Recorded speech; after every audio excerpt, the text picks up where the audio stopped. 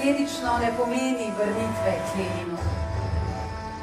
Ponoviti Lenina pomeni sprejeti, da je Lenin mrtev, da je njegova posebna rešitev spodletela, celo monstruozno spodletela, ampak da je v njej obstajala utopistična iskrica, ki jo je vredno ohraniti.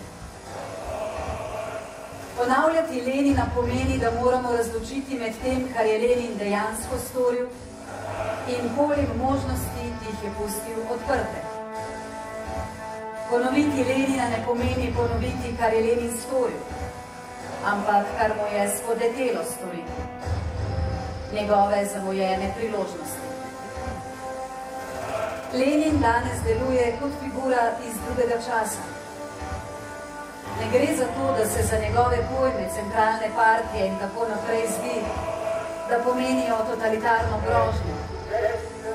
Gre prej za to, da se za te pojme zdi, kot da pripadajo drugi dobi, na katero se mi ne moremo več prav navezati. Namesto, da bi to dejstvo brali kot dokaz, da je Lenin zastarel, bi morda morali tvegati nasprotno domnevo. Kaj pa, če je ta nezapopadljivost Lenina znak, da je nekaj narobe z našo lastno dobo? Kaj, če dejstvo, da doživljamo Lenina kot nepomembnega, kot neskladnega z našimi postmodernimi časi, vključuje dosti bolj nelagodno sporočilo, da je naš čas sam neskladen, da iz njega izginja neka zgodovinska razsežnost.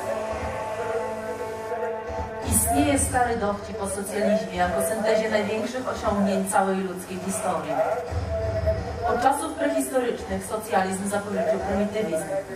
Od starożytności niewolnictwo.